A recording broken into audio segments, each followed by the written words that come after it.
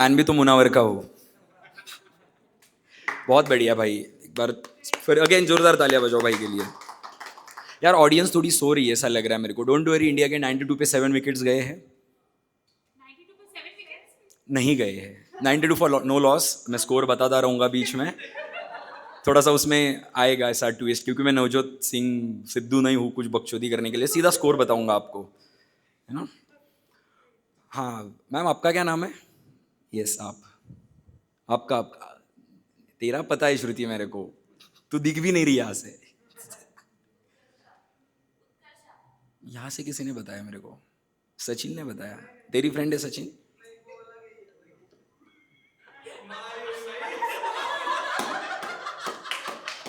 इसीलिए ये लोग पोएट बनते, शायर बनते। हम लोग कॉमेडियन लोग होते ना, कोई नहीं होता हमारे जीवन में। एक एफआईआर और दूसरी पुलिस, ये छोड़ के वही है अभी। और मैं भी कोशिश कर रहा हूँ कि जल्दी से जल्दी फेम पाने के लिए जाऊँ मैं नासिक के सेंट्रल जेल में। रिजर्व कर रखा है। भावना कैसी है तू? मज़े में? कैसा चल रहा है? बढ़िया। सो रही है तो ऐसा लग रहा है मेरे को। मज़ा नहीं आ रहा? मज़ा आ रहा है सबको? सबको मज़ा आ रहा है? यस। अगला परफॉर्मेंस और पावर पैक है, तो थोड़ा एनर्जी हाई रखना है ना। जोरदार तालियां बजाओ। Keep clapping, keep clapping. Please join me to welcoming rim gym.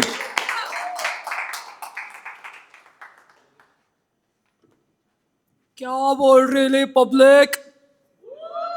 Hi hi public, जरा शोर मचाओ यार। शाबाश। सो अल्फाज टीम, वेलकम टू नासिक। तो आप लोगों के लिए कुछ लिखा है।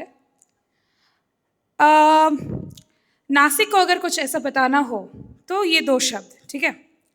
उगम स्थान पर बसे हो शिव शंभू जैसे। उगम स्थान पर बसे हो शिव शंभू जैसे। बाट बाट पर, गली गली पर, घाट घाट पर श्री राम के चरण हो जहाँ। जहाँ सीता माँ के रक्षा में लक्ष्मण ने खींची थी रेखा जहाँ। अंजनी पुत्र कहलाने वाले वो अंजनी माता का जन्म स्थान जहाँ। बहती हो गोदावरी जिसकी गोद में, ऐसा पावन क्षेत्र मेरे नासिक जैसा कहाँ। और अगर मुझे खुद को इंट्रोड्यूस करने के लिए कुछ कहना हो तो मैं कहानियाँ लिखती हूँ, मैं कहानियाँ सुनाती हूँ। एक नई पहचान के खोज में हूँ, मैं कहानी बनना चाहती हूँ। कहानियाँ आप सबको पसंद है? सुनते हो? तो मैंने कुछ एक कहानी लिखी है और वो मैं आप सबको सुनाना चाहती हूँ। ज़रा गौर से सुनिएगा, ठीक है। कुछ दिन पहले एक कहानी सुनाई थी, स्वाइप राइट, अंबर की कहानी थी। तो आज ये अंबर की कहानी नहीं है। तो देखते हैं। बंद था वो कमरा, था बिल्कुल मायूस सा अंधेरा। दुर्गंध ऐसी मानो हजारों बेमौत मरी होंगी। और नजारा ऐसा जो शायद एक पत्थर दिल को भी खून के आंसू रुला दे। क्या हुआ था ऐसा? क्या था उस कमरे में? क्यों ऐसा लग रहा है जैसे फिर एक कहानी उस बंद कमरे से निकलकर सांस लेना चाहती है? तो उसे समझने के लिए चलिए 25 साल पहले चलते हैं। एक बेइंतहा खूबसूरत हसीना की कहानी और एक उसके दीवाने की कहानी। एक हसीना थी, एक दीवाना था। क्या उम्र, क्या समा, क्या जमाना था। क्या उम्र थी, क्या समा था, क्या जमाना था। एक हसीना थी, एक दीवाना था। जैसे इस गाने के लफ्ज हैं वैसे ही उनकी मुलाकातें बढ़ने लगी। हमारी कहानी की हसीना एक ऊंचे बैरिस्टर की इकलौती बेटी, जान छिड़कने वाला एक बड़ा भाई और अपने माँ की परछाई थी। खूबसूरती के चर्चे उसके कुछ ऐसे कि दूर दूर से आने वाला हर आशिक का ख्वाब उसकी चाहत बन चुकी थी। धीरे धीरे देखते देखते हसीना 18वें साल में कदम रख चुकी थी। एक रोज उसके बाबा के दफ्तर में आया एक नौजवान। साधारण सा पोशाक, निहायती भोला सा चेहरा, आंखों में नए सपने की चमक, अपने बाबा के खेतों से निकलकर बैरिस्टर के यहाँ वकील की नौकरी करने। क्या कायनात ने भी चाल रची होगी, क्या खूब मिले होंगे उनके सितारे भी उस वक्त जब हसीना की पहली मुलाकात हमारे दीवाने से हुई थी। पहले प्यार की बात ही कुछ और होती है। मीठे मीठे एहसासों से भरा, हर तरफ जैसे नई उमंगों से सजा हो। वो बात बेबात मुस्कुराना, वो छुप छुप कर बगीचों में मिलना। प्यार का खुमार यूं ही बढ़ चुका था। ना दुनिया की खबर थी, ना जमाने की कदर। प्यार था भाई, वो भी पहला नशा, पहला खुमार। नया प्यार है, नया इंतजार, कर लूं मैं क्या अपना हार। ऐ दिले बेकरार, मेरे दिले बेकरार, तू ही बता। इजहार हुआ, मुलाकातें बढ़ी। अब बस शायद ही रांझे सी इनकी भी कहानी शायद अमर होने ही वाली थी कि वो दीवाने का खत उसके भेजे हुए दस्तावेजों में, मतलब डॉक्यूमेंट्स में, चला गया बैरिस्टर जी के टेबल पर।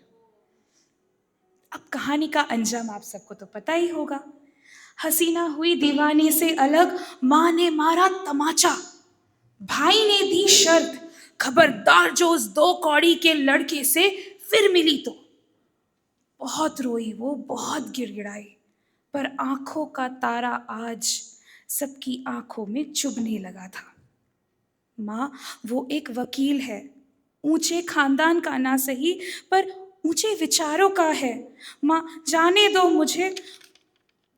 मुझे। बहुत मिन्नत की। अब उसने अपनी जान की दुहाई दी और फिर भाई का दिल पिघला। उसने कहा, जा, तेरे दीवाने की जान हमने बख्श दी। तेरे दीवाने को कुछ नहीं करेंगे, बस एक शर्त है। तो वो शर्त मान ले, तेरे दीवाने को जाने देंगे। तुम्हें कुछ दिन घर से नहीं निकलना है। हम कहेंगे उस कमरे में तुम्हें रहना है। तुम कहीं नहीं जा सकते, ना सूरज की रोशनी देख सकते हो, और तुम्हारे दीवाने को उस वक्त में हम भेज देंगे। जान बख्श दोगे ना उसकी? कुछ होगा तो नहीं ना उसे? हाथ नहीं लगाएंगे, वो चला जाएगा। मैं मानती हूँ माँ, तुम जो कहोगी, भाई तुम जो कहोगे मैं मानती हूँ, बस उसे कुछ नहीं करना। और वो चुपचाप उस कमरे में चली गई। और ऐसे ही बीत गए 25 साल। 25 साल बाद वो कमरा आज खुला है। ना धूप, ना खाना, ना पानी। हसीना आज भी बिस्तर पे लेटे पड़ी हुई है, इस आस में कि उसका दीवाना जिंदा है।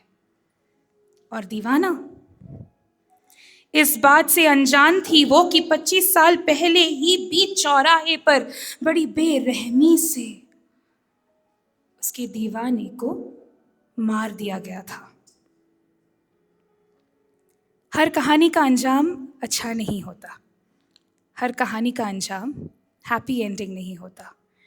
और ये कहानी झूठी नहीं, सच्ची है। ये कहानी है ब्लैंक मॉनियर की, जो कि एक फ्रांस में एक बैरिस्टर की बेटी थी एंड उसके साथ ये हुआ था। तो मैंने सोचा किसी और की प्रेम कहानी को आप सबके सामने अपने अंदाज में पेश करूं। So that was me, Rimshim, for you. Thank you so much. Thank you for listening.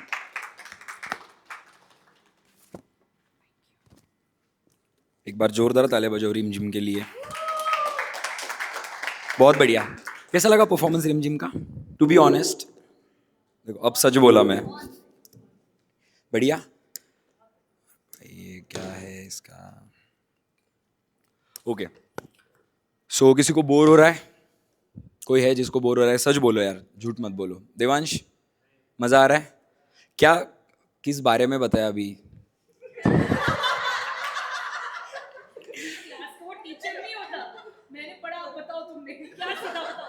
भाई परफॉर्मर की शक्ल प्रिंसिपल जैसी थी, तो मुझे भी तो वो क्लास टीचर की तरह वो कैरेक्टर में आना पड़ता है ना। मैंने अभी संभाजी नगर था। By the way, my name is Yogesh and currently I am working in Oyo. हंसना था बड़ो, हंस लो, मेरे को पता है। As an relationship manager. Yes, I am single. मेरे पास कूपन वगैरह कुछ नहीं मिलते, और जो तुम्हारा वहम था कि ओयो में रिकॉर्डिंग वगैरह होती है, वो गलत था। बस रिकॉर्डिंग नहीं होती, वीडियो भी फुटेज मिलता है ना। तो मैं संभाजी नगर से नागपुर जा रहा था, तो फ्लाइट से निकला। जैसे ही फ्लाइट नीचे नीचे आता है तो थोड़ा सा नेटवर्क आता है फ़ोन में अपने। तो नेटवर्क आया, मैंने गूगल मैप ओपन किया, मेरे को सबसे पहले नागपुर नाम नहीं दिखा, मेरे को दिखा डॉली चाय वाला। मतलब चाय का चरित्र बिगाड़ने में इस बंदे ने जो काम किया है, इसको अवार्ड मिलेगा, और जीएसटी के लिए निर्मला ताई को। मतलब देखो ना तुम, डॉली चाय वाले का लड़कों की अलग जगह की फैंटेसी चाय के साथ पूरी कर रहा है। चलो, होस्टिंग के साथ साथ टेस्टिंग भी हो गई जोक की।